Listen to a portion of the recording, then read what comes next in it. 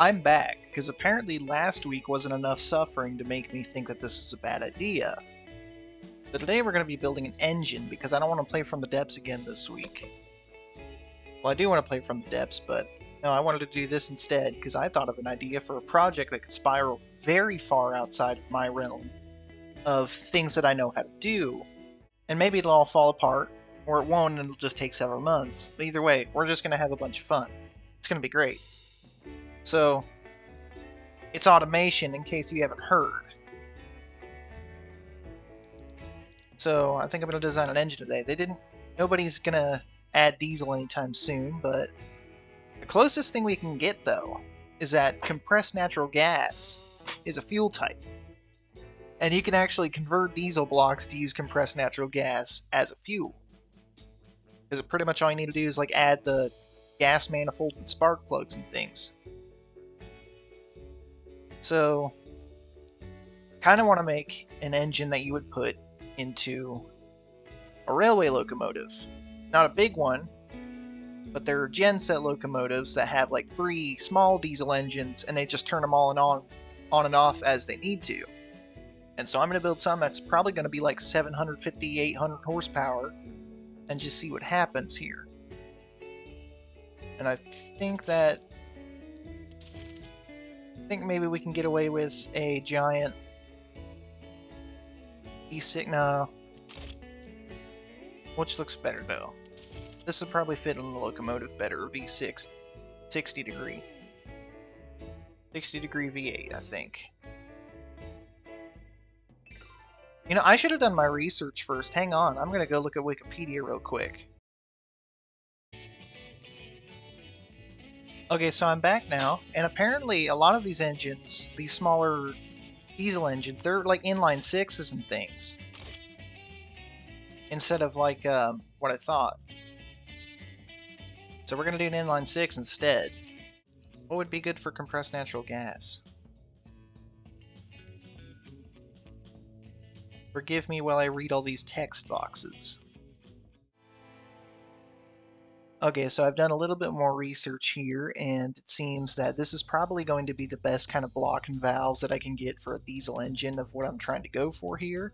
So we're about 16.5 liters into this thing here. The next thing... Oh, cranks, that's right, okay.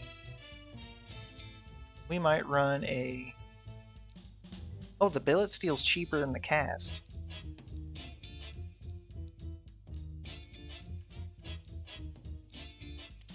Probably gonna run with that billet heavy crank because this is 2020 engine. We can definitely CNC crank.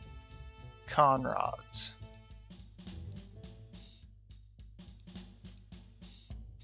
I don't think we're gonna need forged heavy, but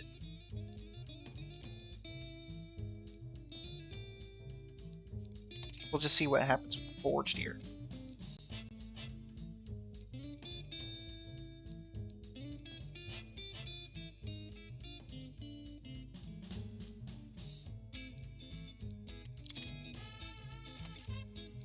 Probably go forged heavy on that. Actually, we'll see. We'll see what happens.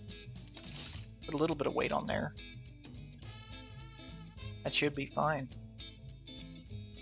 They do run at a pretty consistent RPM when they are running, so smaller masses for better responsiveness aren't really an issue. So bigger is probably better here, just a little bit. Next thing. Compression. I did research about conversions of natural gas from diesel, and they have insane compression. It's something like 15.5. We'll see how we get with that. 15.4. I don't know. They use some kind of different ignition system or something where you can get both the benefits of spark plugs and how diesels ignite with pressure alone.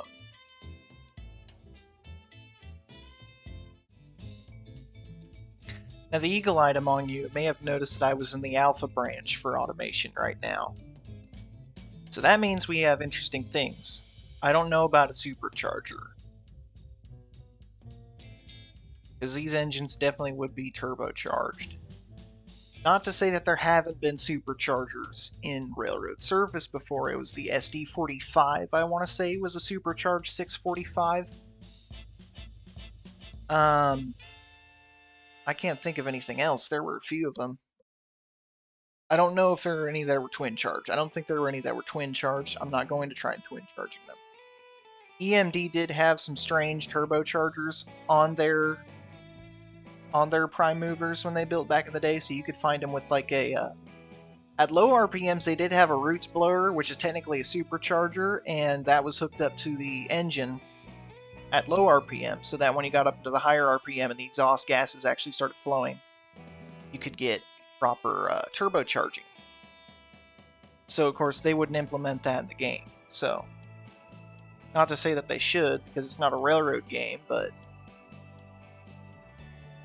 this is kind of at the bleeding edge of where the auto industry ends and the railroad industry begins, what I'm trying to build today. Gensets are a little bit crazy. They're not good, they're just crazy. They're not good yet. Who knows? This might catch on one day. Compressed natural gas engines. That's not what I wanted to do. So I just finished putting all the parts together, and I got done with all the exhaust, and our conrods have failed. So we can't just wing those, I guess. Where do they put conrods again? I was using the forged ones. I guess we need the forged heavy. It lives. Okay, that's good news. And we're definitely in the horsepower range that I wanted to be at. That's good news. That's really good news. So, could limit RPM at some point. Definitely suffering from the torque, so we could put those up to like forged heavy. And now the crank is stressing out, so we'll put the... Oh, but I'm already using heavy billet steel. I guess we're going to have to lower that RPM. I thought 4,400 would be low enough. 4,500, I guess.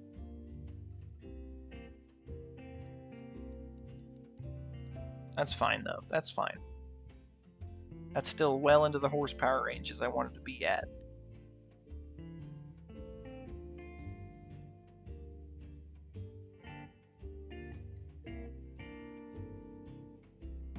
Fortunately, it seems like a lot of the other components are just suffering still. It's a huge engine. It's a 16-liter engine.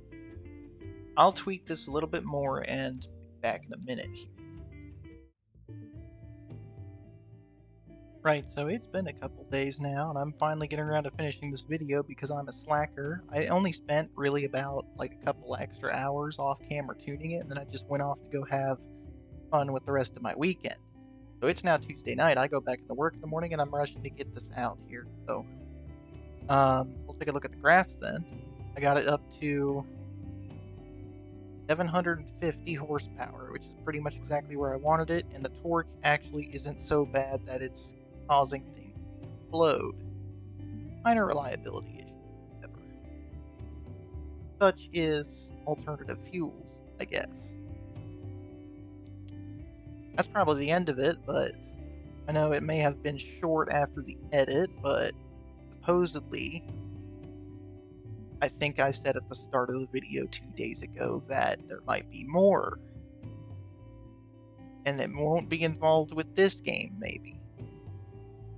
I wonder if I can extract the sound loops from the engine file, put it into something else where it doesn't belong. But that will be for next time, maybe.